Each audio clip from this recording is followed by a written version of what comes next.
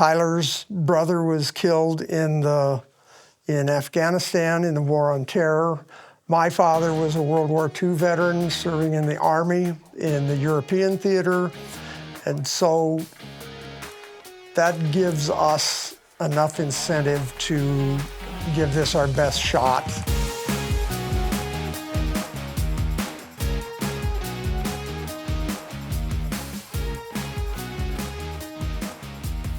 Got clutter piling up?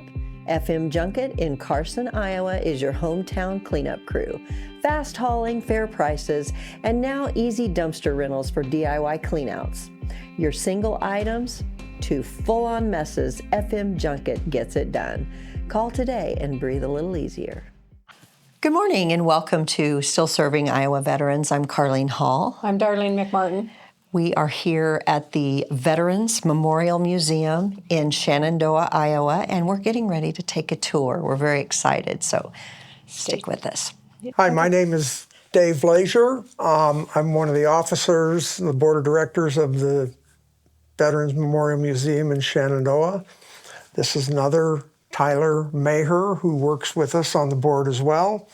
And we're delighted to show you our little museum that we take very good care of, we're very proud of. So, okay, when did you guys envision this? I know you were telling me earlier that there was a gentleman that started this on his own. We didn't envision it, and we take no credit for that. The museum was envisioned by a local veteran by the name of George Gibson.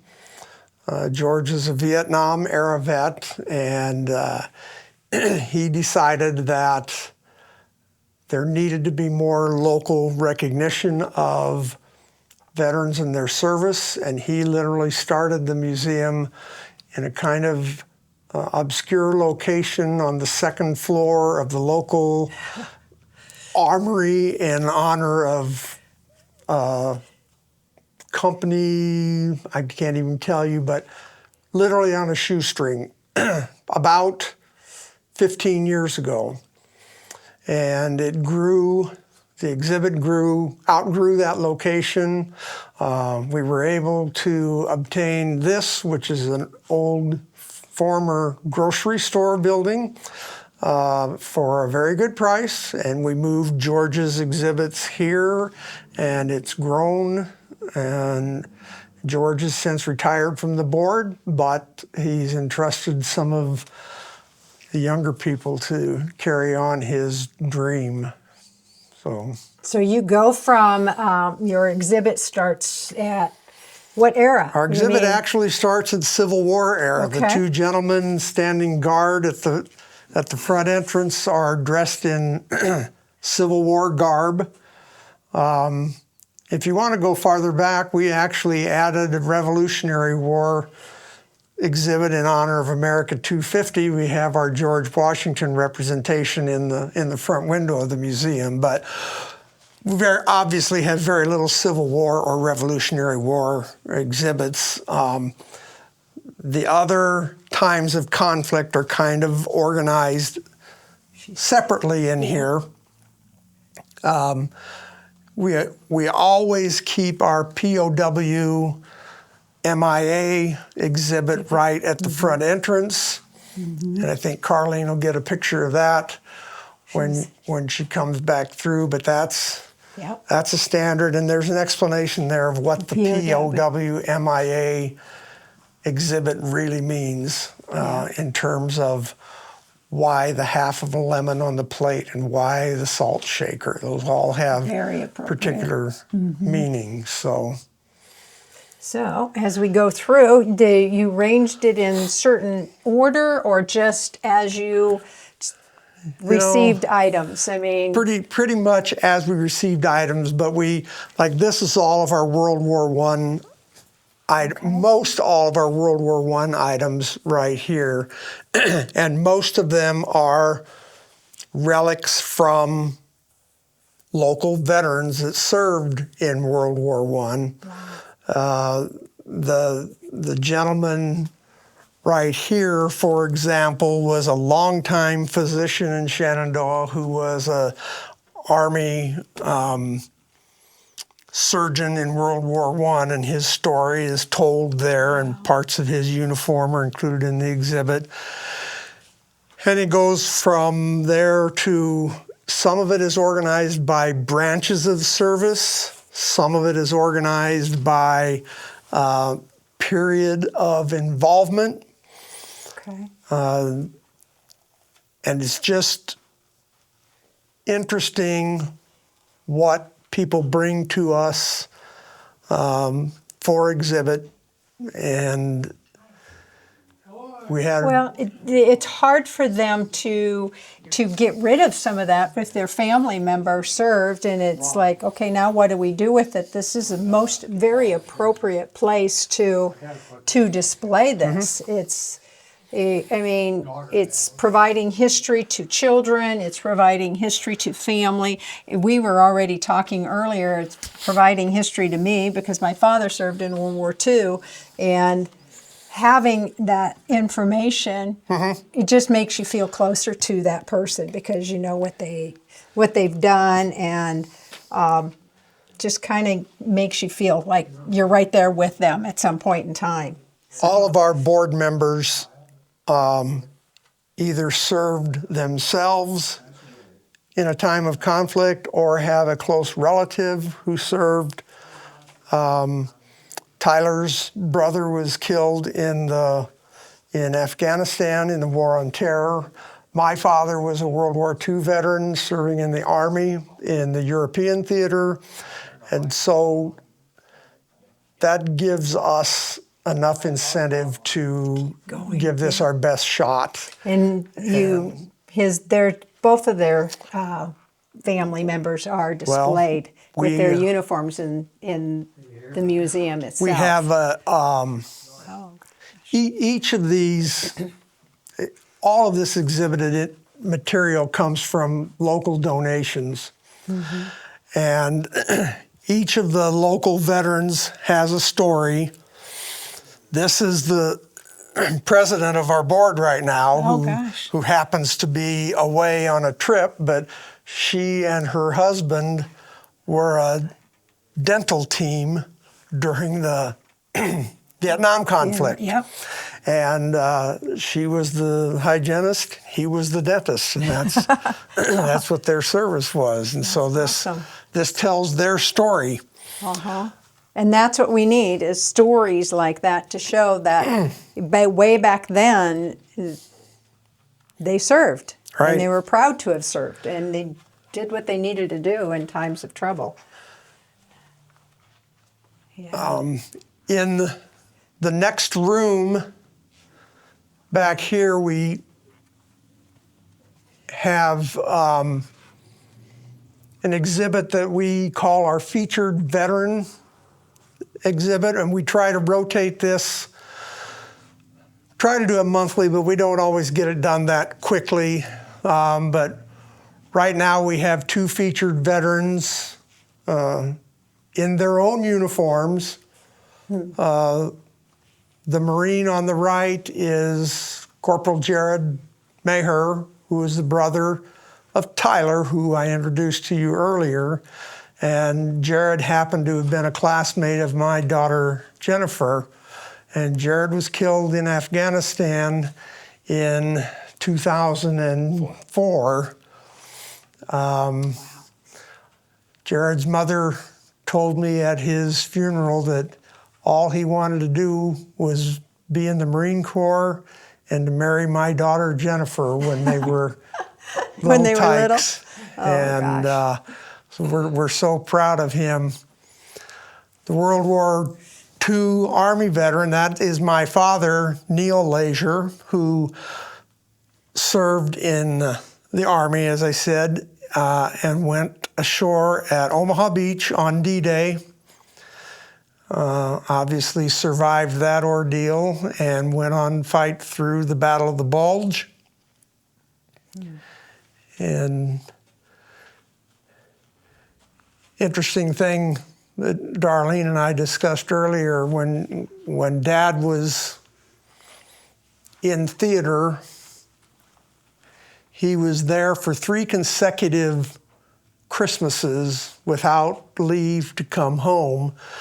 He left his widowed mother and 4 sisters in Sac City to go serve in the Army. Could have claimed deferment because he was the only male in the family, and his father was deceased, but like most at that time, chose to serve instead. So that's his story. Well, very proud back then of that. And I was telling him about my father when he served, and my mom was pregnant at the time that he went over to the Philippines and got a birth announcement of my oldest brother while he was in the Philippines. So, yeah, he spent Christmas away from the family as well. Yep. So it's history. It's part of us, and it's great to have this type of venue for them to share all of this information. Tyler, maybe you can show our latest project, and we're trying to develop a military library. Up there. Will you be able to hear me okay? Or? Maybe not. Okay. So Stand I'll next go to ahead. him. Yeah, okay. Captain Jeffrey Subco is a retired board member who served in Navy intelligence career for 25 years, and he has lots of military books and reference materials. So we're attempting to develop a library. It's kind of in in its infant stages, but Jeff has lots of books. We get lots of books donated to us, and we're trying to organize that by era of conflict and have resources available that That's awesome. naturally all of those resources are now available on the internet, but I still like to hold a book in my hands and look at it. So, well, I have a few books that got donated to us, and now I know where to go with them. it's interesting that when George first envisioned and started the museum, he didn't have any money, and we still don't have any money, but I remember George would come to me frequently and say, I can't pay the utility bill this month, what are we gonna do? And we would get 3 or 4 people together to write checks to pay the utility bill, but since then the community gives us great support. The local Chamber of Commerce supports us regularly, and we're strictly funded by donations. We don't charge any admission fee to anybody at any time, and it's pretty amazing, though, how people respond to an organization that supports veterans that's in need. The outpouring is pretty heartwarming, and so we're grateful for that.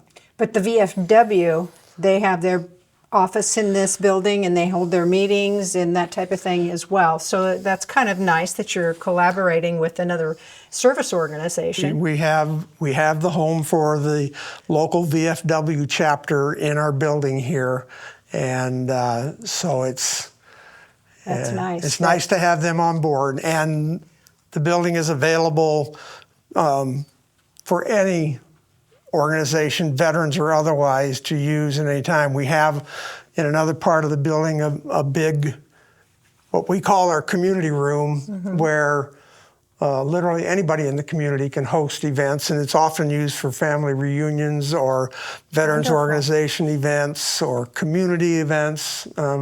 So we like to think we're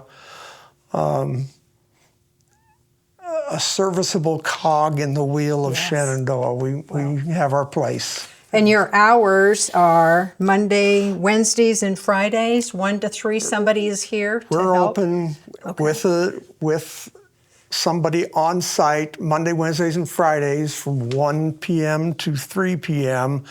And literally any other time, 24/7, that somebody wants to come in or bring a group in.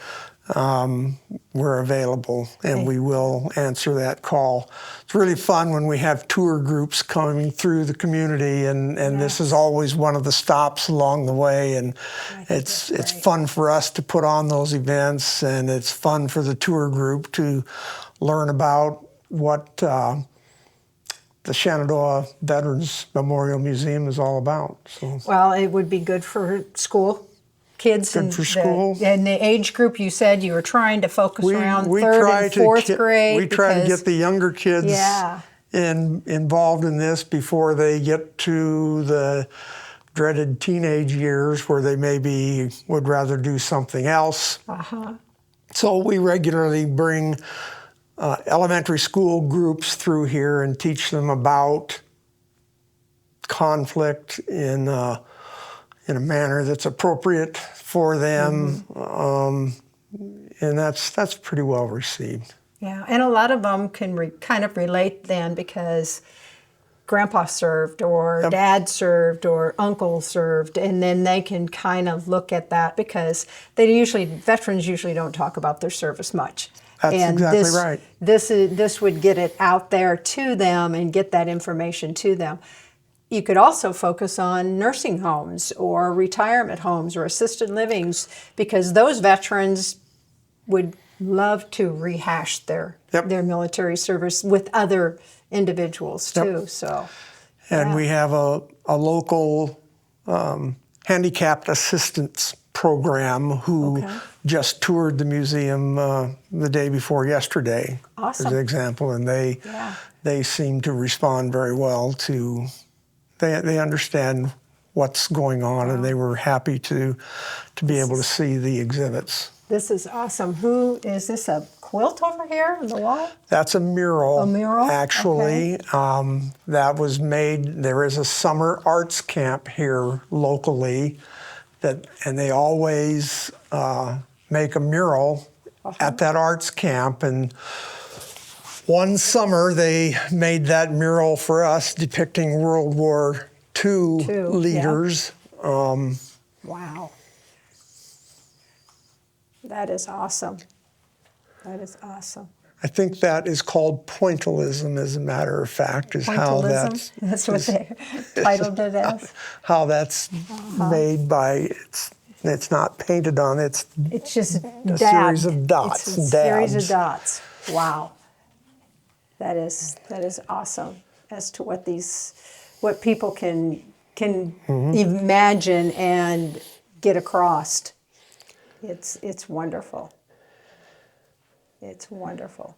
So since 2015 or so, you think, or no, earlier than that? About 15 years then. Yeah. Okay. About 2010, I would say, is when George started the museum. It's wonderful. Grown ever since. We have. This is not an exhibit room. This is the storage room. Oh, but my. Look at all the uniforms we have and everything. Uniforms from every branch of service except for the new Space Corps. We don't have any uniforms from that yet. Wow. This is a table where we dress our mannequins, and unless you've ever tried to dress a mannequin, you have no idea how difficult that is. I didn't work in whatever. Yeah, to display it. Yeah. But all top condition stuff that we have here, and we know who the veteran is that wore the uniform. Yep. We have that story on every one of them. Oh my gosh, you guys are fantastic. Fantastic. I will have to admit the Revolutionary War uniform that we have was purchased. Wow. That's not an original, but and that's the tri-fold hat that came with George, but we didn't like the way it fit, so we didn't use it. Huh. Wonderful. This is very awesome to see all of this in this type of display. It's great. You know, we know that there are more elaborate displays in other museums, but this fits Shenandoah. This fits Shenandoah. Yes. It has the local flavor, and it represents the local veterans. And we're not going to try and be all things to all people. We don't have a lot of firearms to display or military equipment. But if somebody wanted to give me a restored 1944 Willys Eisenhower Jeep, I would accept that, because my dad drove General Patton in one of those Jeeps at one time. I drove a Jeep. I was an MP, and that's what we drove. Oh my Patrol gosh. was a Jeep. I would love to. I had a Jeep. That's how I learned to drive a stick. All of a sudden, just throw me in that Jeep and you learned real fast. Well, my dad was most generally a truck driver. He wasn't infantry, and so he was in a supply corps, and they participated in, I think it was called Operation Red Ball, where they were trying to supply the front lines for the Battle of the Bulge, and they ran their trucks 24 hours a day for a period of about 3 weeks. There were 2 men assigned to a truck.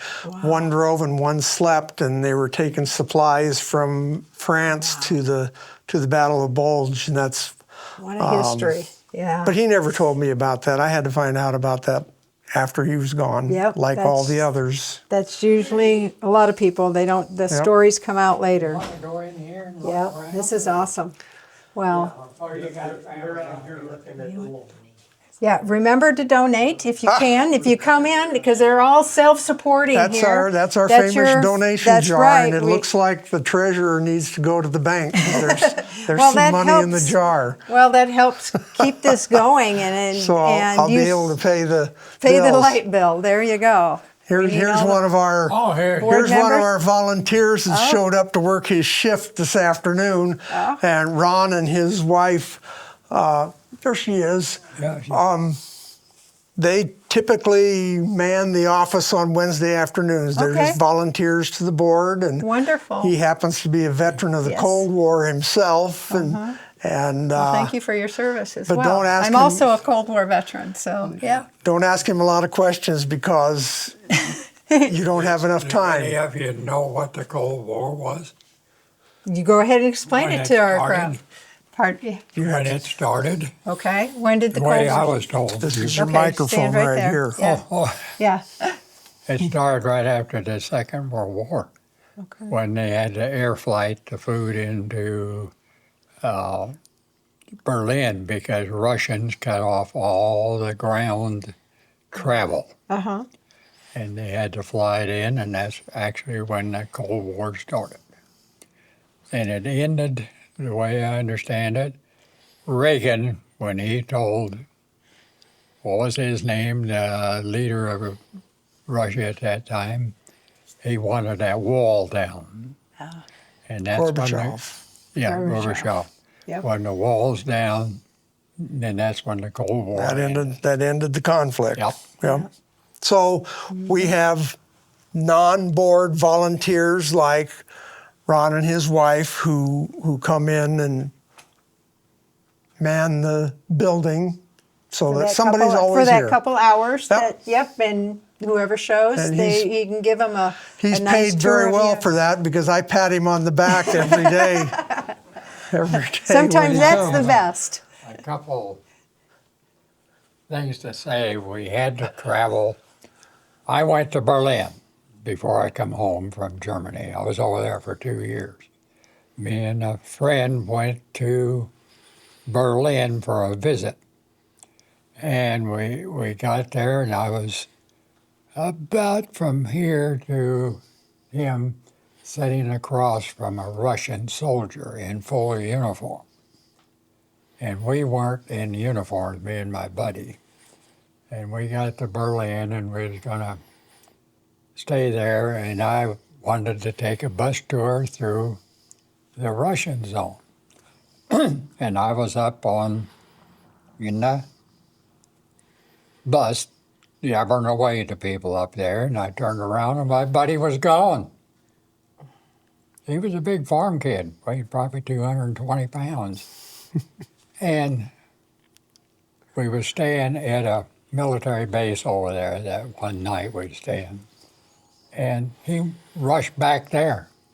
And I really worried about it, so I followed him. Or, I went back there. Mm-hmm. He was shivering. He was so scared. And he wanted to go back to the U.S. zone, back to his base where we were at in Mannheim. Oh, my goodness. And I didn't get to see the Russian zone, and I was really disappointed. But I got to see the church that's still standing there that they bombed during the Second World War. They left that church just exactly the way it was after it was bombed and stuff. I got to see that, and that's all. That's all right. I told you he had stories. He has stories, and I'm glad you shared that with us. Thank you very much. Appreciate that. Yeah. And you got your lovely wife here to help you out today, too, huh? She's bossy. She's To me. to you.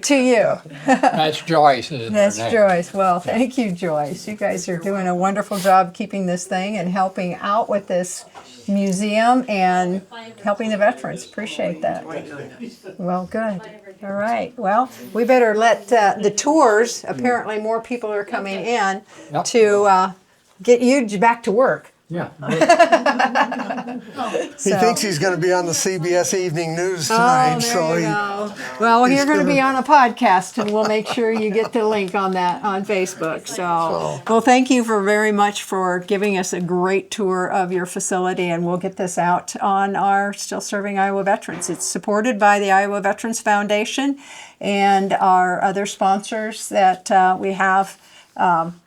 And we appreciate Thank you, Darlene. all your information. And Carlene, we appreciate the chance to tell our story. Well, and we appreciate the opportunity to serve the local veteran community too. So thanks so much. Thank you, Dave. Appreciate it.